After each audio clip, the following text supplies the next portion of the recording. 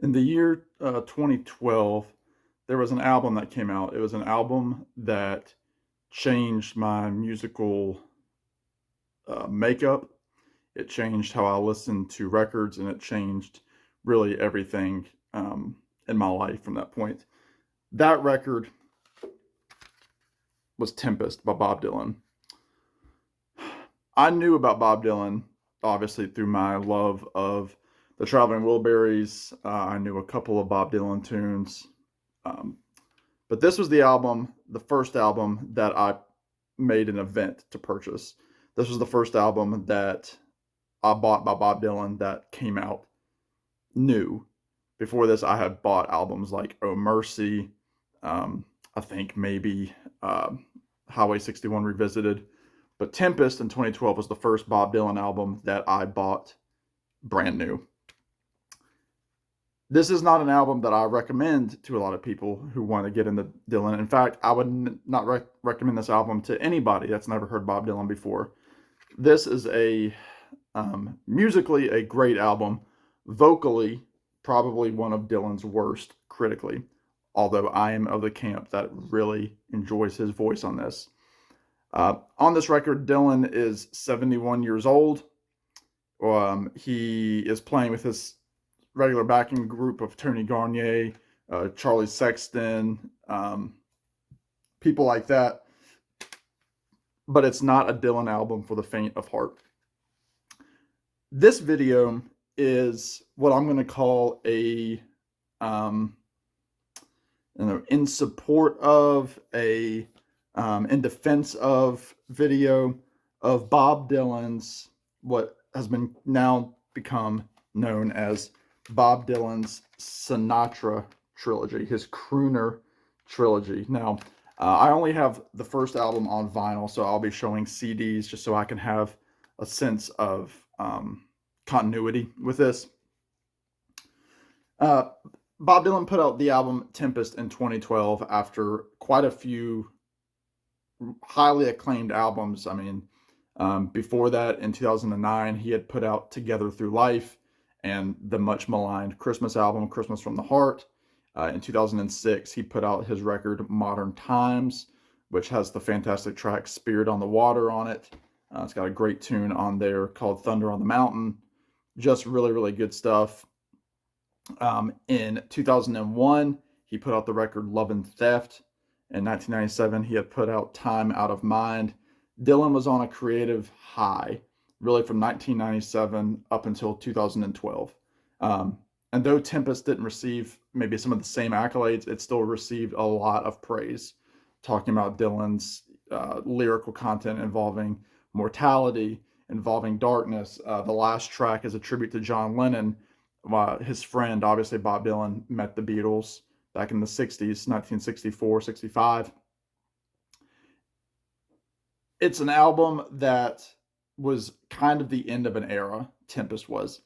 And what happened after that is something that nobody really expected. Bob Dylan had kind of a history with Frank Sinatra and standards tunes. Obviously, Dylan was no stranger to covers albums. I mean, he was covering songs. His very first album, for all intents and purposes, was a covers album with just 2 originals on there. And then in the early 90s, he did World Gone Wrong and Good As I've Been to You, reverse order. I think, what was that, 1991 and 92? Those were like acoustic harmonica folk albums. It was just Dylan. He put out the album Dylan, which was kind of his contractual obligation to Columbia Records. It was a bunch of fragments and leftover songs from the Self-Portrait sessions, the New Morning sessions, that kind of era. Well, I guess it was pre-New Morning. Anyway, Dylan was not a stranger to the cover record. Dylan was somebody who performed in front of Frank Sinatra. He performed at Frank Sinatra's 80th. He did this tune when the ship comes in from The Times They Are Changing. From what I understand, that was Frank's request for Dylan to sing that song. But nobody was expecting Bob to go into the world of the American songbook. A lot of artists have done this. You know, people criticize Rod Stewart for doing all of his Great American Songbook records, even though those things sold millions of copies. Ringo Starr did it with Sentimental Journey, his first solo album after the Beatles. You have Willie Nelson doing Stardust. You have, all of these different people that have done standards albums. Around this time, Van Morrison was kind of putting out some standard stuff. Um, you know, there was this almost James Taylor. There were all these people that people were looking at these records as like, oh, these are like final straw records for people. A lot of people hate the Duets album as a concept. Similar group of people hate American Songbook albums as a concept. But when we got news of this record, Shadows in the Night from 2015, which is, it's hard to believe this is 10 years old, I was floored. There was a new video for it for the night we called it a day, I believe was the video. But it's Dylan doing Sinatra songs, but he's not doing, I Get a Kick Out of You. He's not doing Fly Me to the Moon. He's not doing My Way. He's doing songs that Sinatra covered that weren't necessarily Sinatra hits. For example, those songs that I mentioned, he's doing Stay With Me, which my dad, who's a huge Sinatra fan, I don't think he knew that Sinatra covered that song. Autumn Leaves, that's been covered by everybody. Why Try to Change Me Now, which is very much a Dylan-like theme to a song. Dylan's never been one to change. I've seen him do that song live. It's very poignant to hear Dylan do it, because why do we want to change Dylan? We're always trying to change Dylan. And by we, I mean the critics. They hated when he went country. They hated when he had 3 gospel records. They hated the covers records. They hated Self-Portrait. They hated that he changed his songs live. They hated that he wore face paint. All of these things that Dylan has been criticized for over the years, people want him to be something that he'll never be. He was a folk singer for 4 albums, and then he turned electric. Then he did kind of like an Americana thing with John Wesley Harding and Self-Portrait, and then he went into Nashville Skyline to close out the 60s in this crooner country voice. Dylan has never stayed in a single lane. He hasn't. And this was just another piece of the ever-evolving puzzle that is Bob Dylan. I love this album. This is my favorite of the 3, Shadows in the Night. Again, 10 songs.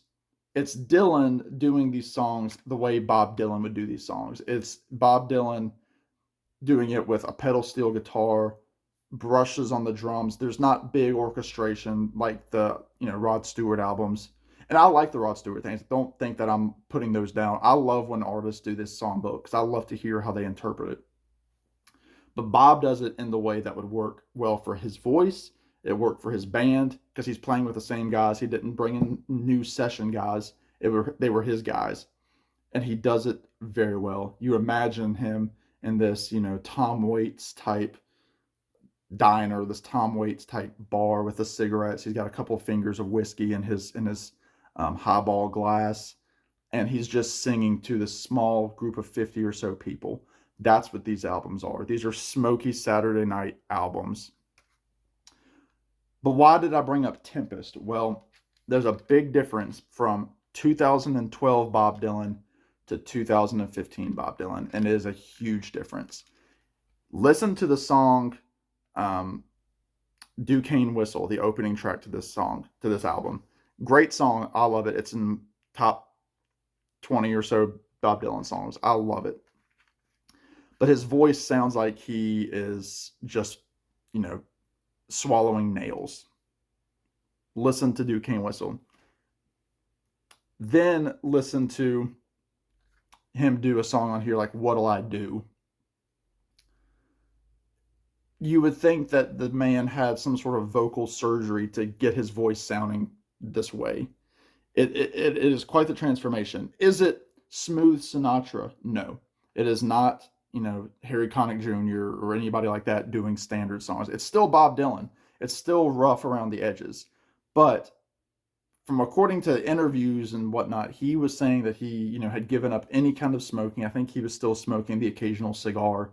He gave that up, similarly to how he had given up smoking for the Nashville Skyline album in 1969. This was very, very much a change for Dylan vocally. And it was one that did him worlds of good. Again, this was 10 years ago. Dylan is still singing with this voice. Not the Duquesne whistle voice from 3 years prior to that in 2012, but with this new way of singing. And so we get this album, 33-ish minutes of Bob Dylan doing 10 standards. Love it.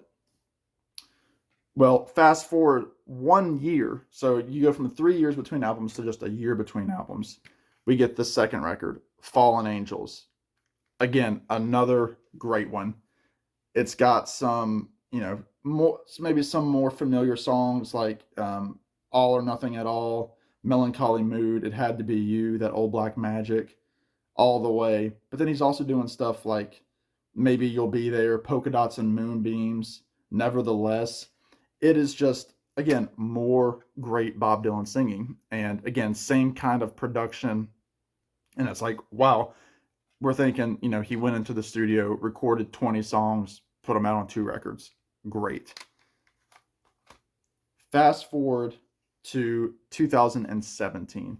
So now we have 2015, 10 great songs on Shadows in the Night. 2016, Fallen Angels. Fantastic. What's Bob going to do next? Well, I'll tell you what Bob does next. Bob Dylan puts out this beautiful album right here, Triplicate. It was very cryptic when it was coming out. What's he doing? Well, try to get not 1, not 2, 3 more records of Bob Dylan doing standards, and people were losing their minds. People were saying, why do we need another 30 Bob Dylan Sinatra tracks on one album? Why do we need this? Does this man look like somebody who cares? No, he does not care. He wanted these albums to be thematic as songs, so he divided them into 3 albums, and he gave these each a name. CD 1, he's calling Till the Sun Goes Down. CD 2, he calls Devil Dolls. And CD 3, Coming Home Late. You can interchange any of these. There's not really, one CD is not really different from the other. However, he does add more brass and orchestration to a couple of these songs. Usually the opening track. So like the first CD, I Guess I'll Have to Change My Plans. Fantastic. It's so good. One on CD 2 is Braggin'. That's my favorite song on the whole set. And then CD 3, Day In and Day Out. Fantastic. And the difference with this album versus the other 2 is this album didn't necessarily focus in on songs that just Sinatra covered. You had all sorts of different people that, Tony Bennett type songs, things like that. And this came with liner notes, which a lot of Dylan albums these days don't have any kind of liner notes. But some of the songs on here that you might know, September of My Years, Stormy Weather, That Old Feeling, But Beautiful, P.S. I Love You, As Time Goes By, Play It Sam, Play As Time Goes By, Sentimental Journey, the Doris Day song, Stardust, huge song, one of the most covered songs of all time. So now we have 52 new Dylan songs, Dylan covers in 3 years. And his voice is fantastic. And we're starting to realize, he didn't record these all at once. He was going to the studio and he was continually recording these songs. So after that, we're like, what is Dylan going to do? We've got 5 albums worth of Sinatra and standard songs. Dylan comes back and puts out this record, Rough and Rowdy Ways, in 2021. In 2020. Is that right? 2020? I think it was 2020. Yeah. This is, Dylan with a lot of those same kind of arrangements, doing more introspective, type songs, but also rocking on songs like Goodbye Jimmy Reed. But his singing and just 8 years. It's like he de-aged himself 8 years from Tempest to this to Rough and Rowdy Ways. Again, listen to the songs. I've made up my mind to give myself to you. It's just a beautiful Dylan love song, and it's obviously inspired by his new way of singing. So Dylan has taken, a decade to refine a new voice, but it's a voice that is stronger than it was in his early 70s. Now that he is, creeping up on 84 years old, it's a wonder. And I've seen him several times on this tour, and you hear his voice, and a lot of times he's still snarling the way that he was doing during Infidels in the 80s. So Dylan and the Sinatra albums were perfect for him. And then his most recent project was from 2023, Shadow Kingdom. This was a kind of avant-garde, noir-y kind of music film that Dylan did. They're new recordings of his old songs that were put onto film. But it's Dylan still very, very strong. I mean, he's doing, big Dylan songs. When I Paint My Masterpiece, Queen Jane Approximately, I'll Be Your Baby Tonight, Tombstone Blues, Forever Young. But listen to his version of It's All Over Now, Baby Blue on here. And I mean, it's a wonder that Dylan has, saved his voice. And I know I'm going to get comments, Dylan never had a voice.